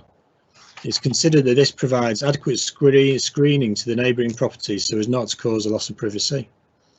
The fence is considered to be visually acceptable in the context of the overall site, and a condition is considered reasonable and necessary to ensure its retention to protect the amenity of those neighbouring properties. The application is separated from the rear gardens of the residential properties on 3 and 4 Conway Walk on Ford Street by approximately 3.7 metres of land. This separation gap is considered to give the occupiers of those properties sufficient protection from the development, particularly from overshadowing and from the development being overbearing. It is noted that one of the objections raised concerns about external lighting. No new lighting has been submitted as part of this application. There are 3 lighting columns situated at the rear of the site, one centrally, one close to the waiting area and one close to the entrance of the car wash. But these columns appear to have been in situ since around 2009, and they are not part of the consideration of this application. In terms of highways, the highways officer has assessed the application and raises no objections to the proposal on the grounds that the site is an existing car wash. The proposals do not generate additional trips, and the signage, which is subject to the separate application, does not impact on the operation of the highway. In terms of the concerns about flooding and drainage, the proposed development would retain the site as a car wash and would be unlikely to result in a greater level of water runoff. A drainage condition was applied to the original permission for the car wash, which was dated to 1991. This required a suitable scheme for drainage to be submitted via condition 9 of that permission. No additional drainage conditions are considered necessary in this instance. Taking into account all material considerations, including those raised by the parish council, raised by neighbours, it is considered that the application is in accordance with the relevant policies contained within the local plan and is therefore recommended for approval subject to conditions. Thank you, Chair. Thank you. I can confirm that we've received no additional written representations, so I'll go straight on to invite comments and questions from members to the officers. Can we start with Councillor Barr? Yes, I mean, I see no objection to this in principle as a retrospective application, but I am puzzled by the condition of only 4 cars to be washed per hour. Looking at the price list on the advertising list, I cannot see how that can possibly be a viable business. Do we know how many cars per hour are currently using the car wash? Gary? I don't, although I have a feeling it was round about 4. That's all the information I've got. I don't know any more detail than that. The lowest price service is £5 or £7 a wash. All the hand car washes that I'm familiar with have got a throughput which I would guess is about 10 times that. So I just don't understand how a throughput of 4 cars an hour actually turns this into a viable operation. And what bothers me is that if the applicant has made a mistake or there's an error, actually by putting through this, we would close his business down. What? Any comments, Gary? Or no, I understand the comments, but I've got no further information, I'm afraid. Thanks, Gary. Any comments from Paul on the legal aspects of that? Yes, Chair. Sorry, can you hear me? Yes. Yeah, sorry, I say that because I've moved to a telephone because of my computer connection's been rather difficult. I mean, clearly, it's just a general point. Obviously, we are not entitled to impose a condition unless it complies with the relevant test for conditions, which are that they need to be necessary and reasonable. So, clearly, we can't impose a condition unless those tests have been met. And obviously, your officer's advice is that is the case. Well, Chair, given that Gary wasn't able to answer my question, and I think that there might have been a mistake made here, I think it would be more appropriate to defer that and actually confirm with the applicant that they're aware of that condition. Because, as I said, I fear that if we simply put this application through tonight, suddenly the conditions of trading might change from their existing conditions of trading, and that would be very, very problematic. So again, on the other hand, presumably, if it is a mistake, the applicant can put in a further application. Well, that's a very harsh. Have you any comment on it's that? A very harsh penalty for that mistake. Chair, perhaps we could suggest. Perhaps I could suggest, if that's the only concern that members have, perhaps they could delegate it to your officers to deal with, to grant it subject to all the conditions, but with some ability for your officers to make a determination in relation to that particular condition. I would be quite happy with that, but I would like the officers to go back to make sure the applicant knows what's going through. Yeah, can I just comment further on that, please? Yeah. Just looking at the report, it seems that the Environmental Protection Officer did base their acceptance of the scheme on that number of vehicles. So it may be that if the applicants were seeking a significant increase or sort of a much higher number than that, we may have environmental protection concerns in terms of the impact on neighbours' amenities. But this is a retrospective application, so we ought to know what impact was there before, because as I said, I would feel very uncomfortable in passing an application that closes a business down. Now, if that is what the environmental health officers intended, then there ought to be a different way of doing that, not by putting in a condition which is so onerous as to in my opinion, make the business non-viable. Chair, the relevant part of the report is at paragraph 9.18 or 9.18. As Mr. Earnshaw has said, what it says is that a noise survey was prepared, and your environmental health officers have indicated a restriction on the number of cars to be washed per hour because of noise. So that is the basis of the environmental health advice. Right, thank you.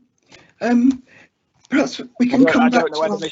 I don't know whether Mr. Earnshaw is able to look at the specific environmental health officer's report. Possibly not this evening. Probably not just at the minute. No.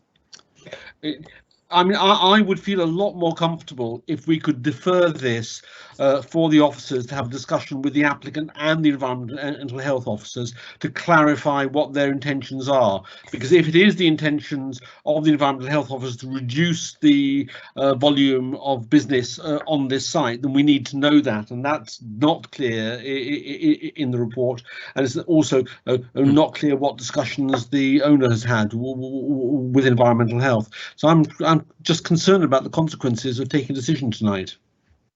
Right. Well, perhaps other members of the committee might sort of like to comment on the possibility of deferring, or the possibility that's also been mentioned of handing it over to the officers to deal with if there is a mistake, or whether you'd actually want it brought back to committee. Chair, Councillor Parish. I don't think the action of the business has actually stopped while the retrospective application is being considered. I understand that it's still going on. Is that correct, Gary? Yeah, that's certainly my understanding, Chair. Yes. Chair. Okay, so can we move on to other committee members and see what they have to say? Councillor Carey. Yes, Chair. As ward councillor for this area, I take exception to what Councillor Barr has to say. I'm more concerned with what the impact is on the residents who live very close to this site. this is a retrospective application. The applicant will have been consulted on the proposal to limit the throughput, and he will have been consulted on the limitation of hours of operation. On a previous application relating to this site, if my memory serves me correct, we had to enforce the opening hours with regard to the petrol station because they weren't being adhered to. Now, to me, that indicates that we've got a retrospective application, we've got conditions which have been proposed and accepted, and in the interest of the residents, we ought to keep a tight rein on this. We don't really need this facility here. There's a much larger one just a short distance away on Church Street. So there's an over provision of car washing. So anything that's going to exacerbate the environmental situation in relation to the residents needs to be resisted. So I wouldn't be happy to see the matter deferred. I wouldn't be happy to see some private negotiation away from the committee regarding the throughput. As far as I'm concerned, this isn't needed. It's not been approval's not been sought before the action was taken to build this thing, and I'd just like to see it taken away. And if you're going to put conditions on, I'd like to see a condition on that restricts the signage and enforces that all the incorrect opening hours that are currently being displayed are removed forthwith. The signage is the next application. It's item 5, so perhaps we'll leave that till we come to that one. Although I had already asked about that, and I believe there are difficulties in whether it's for us to enforce the signage or not.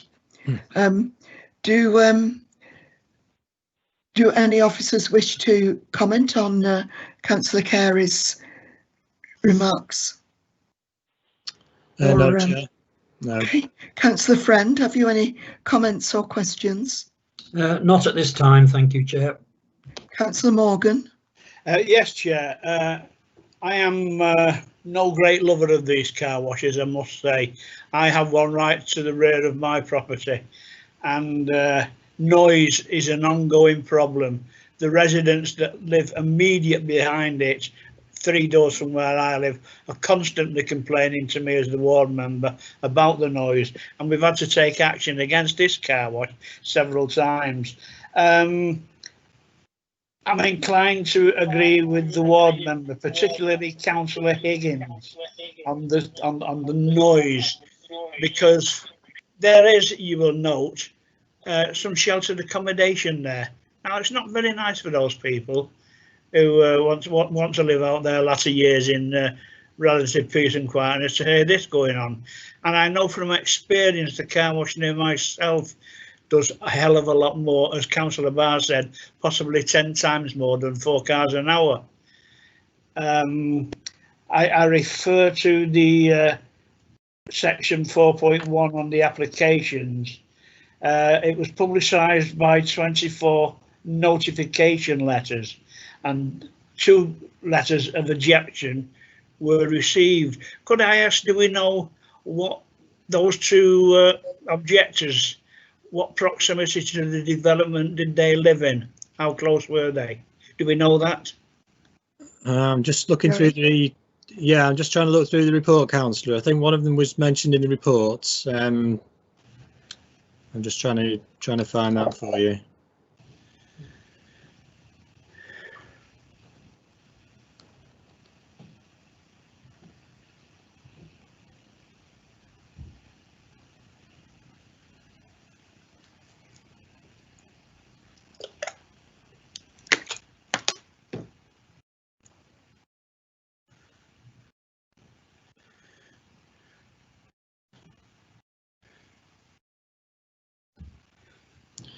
At 9.19, councillors, the only reference is that the occupier of the property on Conway Walk to the northeast of the site raised concerns over a loss of privacy. There's no more detail than that in the report, I'm afraid. Thank you.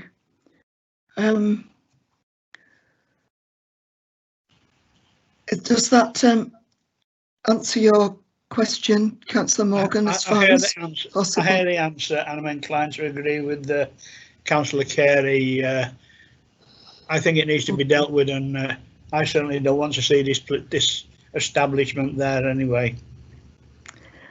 Well, of course, that's not what we're discussing because it's already there. Councillor Mundry, have you any comments or questions? No. No comments at this time. Okay. I'm sorry, Councillor Morgan. Did I interrupt you? Did you make a further? No. Sorry.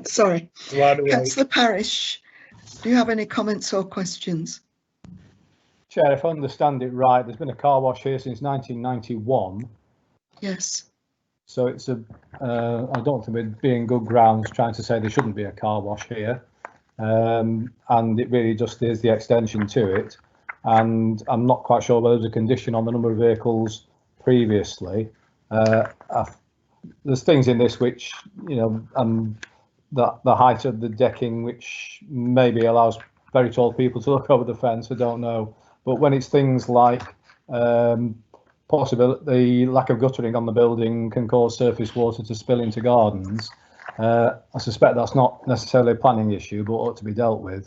But I think we'd be on very sticky ground to say it shouldn't be here when it's been there 29 years. Thank you. Gary, do you want to comment on the lack of guttering? Is that our issue? That's not really our issue to consider here, Chair, no. Thank you.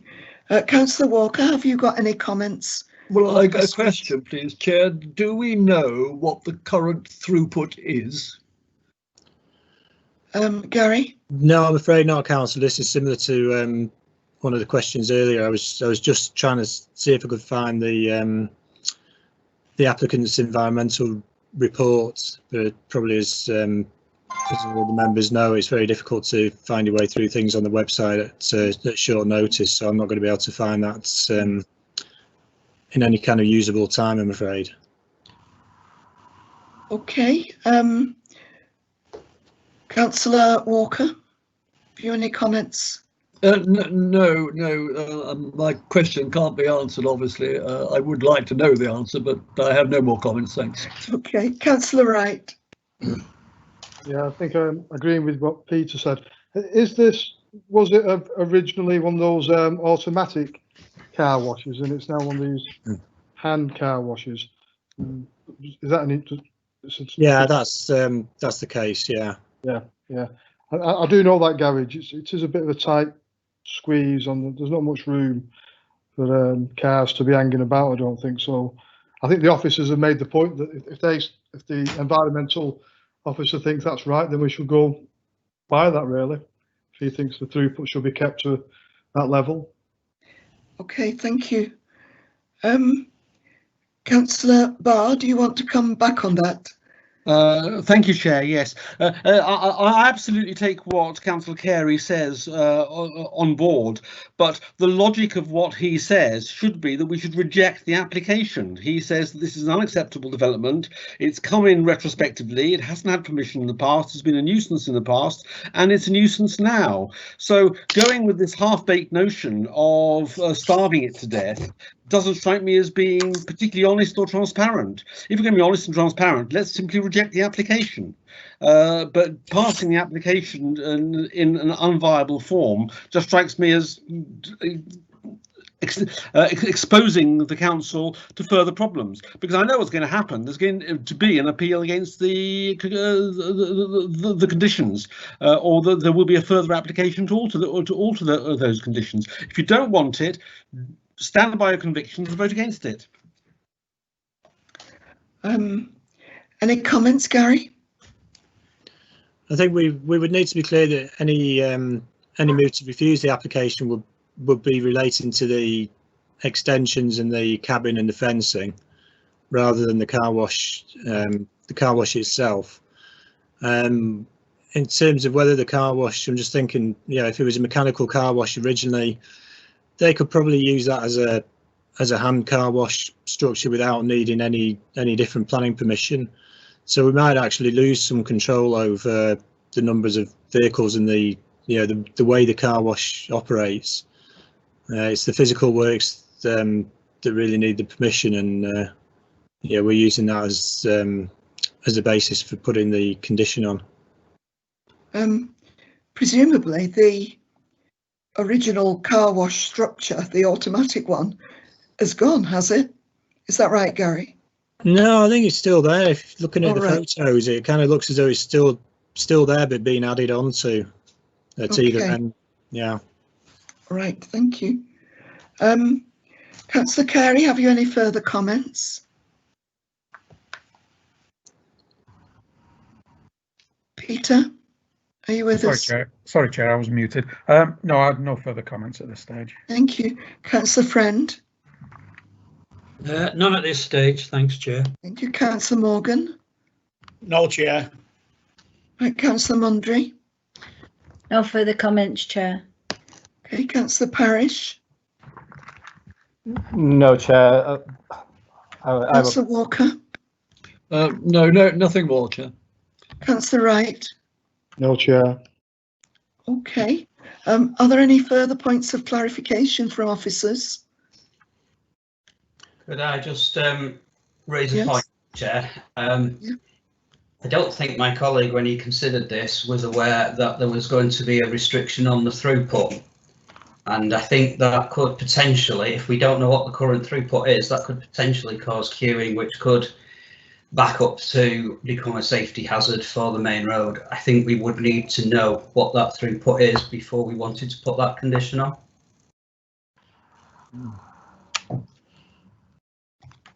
But the condition is there in the application, and presumably that condition has already been agreed by the applicant. Is that correct, Gary? It's not a condition that we would have to go back to the applicant on. And from my understanding is that the applicants have been very, very difficult to get hold of over the last number of months, and certainly in the time that this report was being prepared. So it may well be that we've not discussed the details of it with them. Rather, it's been based on the information that was submitted in their noise survey and considered by the Environmental Protection Team. Right. That seems rather an awkward situation.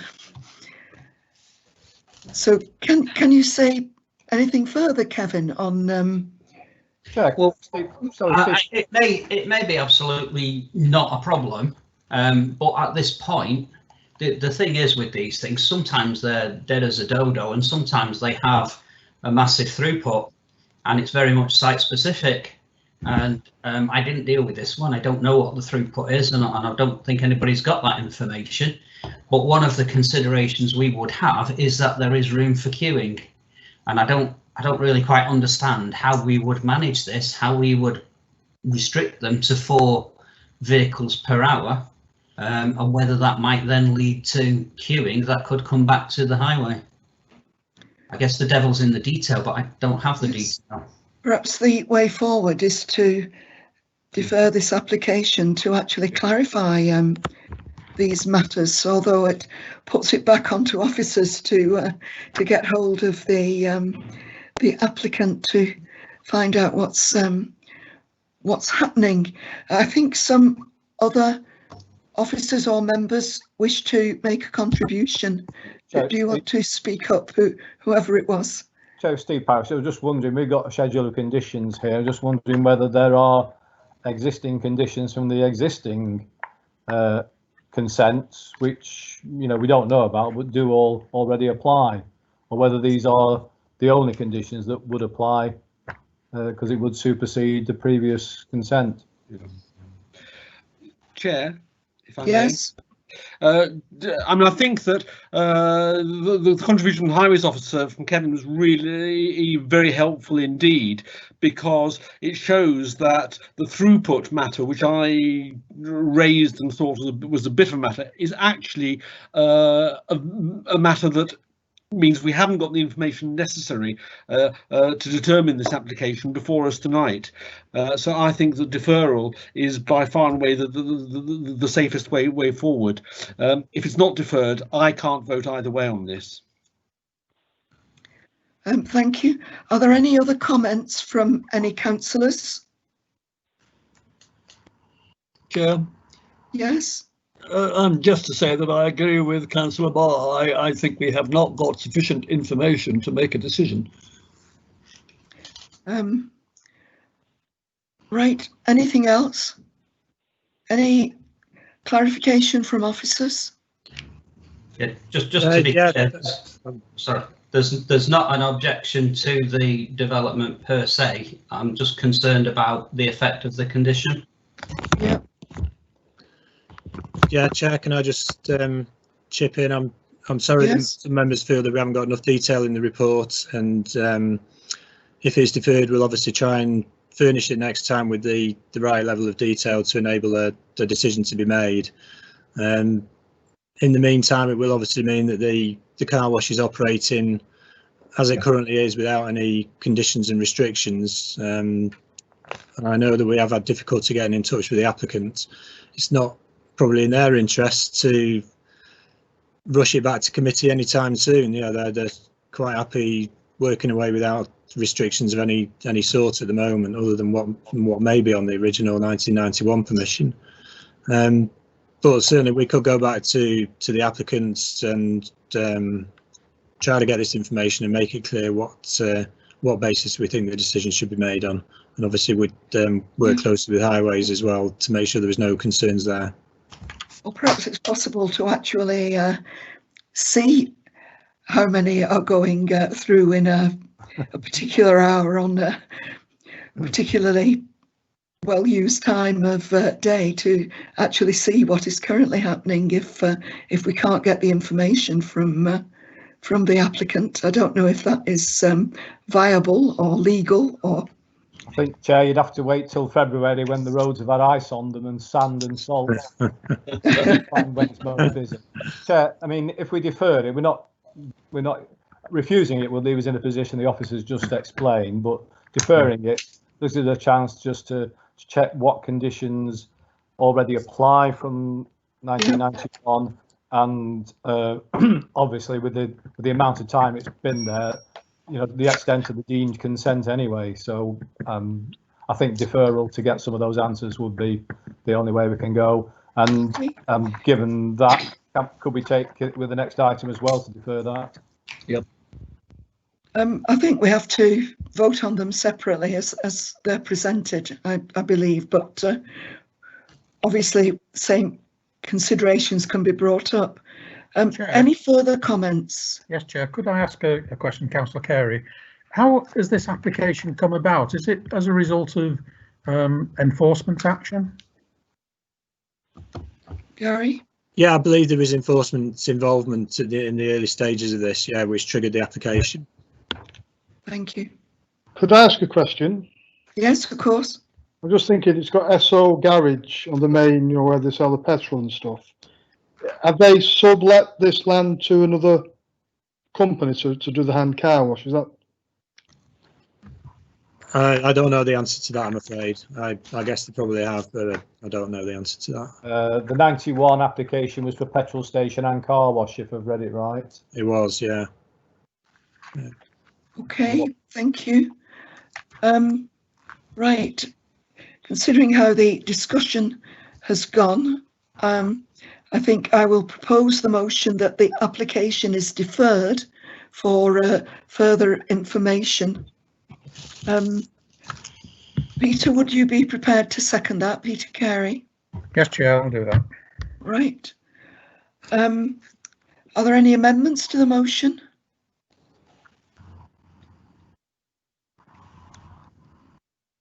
Okay, the motion for deferral is proposed and seconded. So that's deferral for further information. Can I hand over to Democratic Services Officer to take the vote? Thank you, Chair. Councillor Barr? For. Councillor Barr? For. Thank you. Councillor Carey? For. Councillor Carey? Yeah, for. I don't think you're hearing me. Councillor Friend? For. For.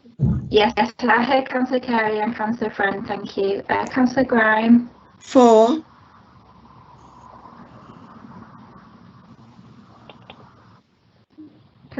Councillor Grime. 4. Councillor Morgan. 4.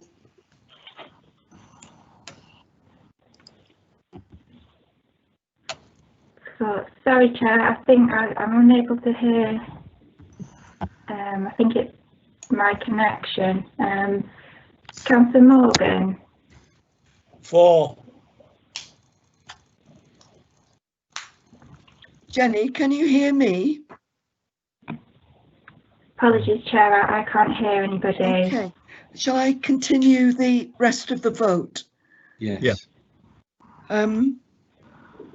So I think we're up to Councillor Morgan has said 4, and everyone's said 4 so far.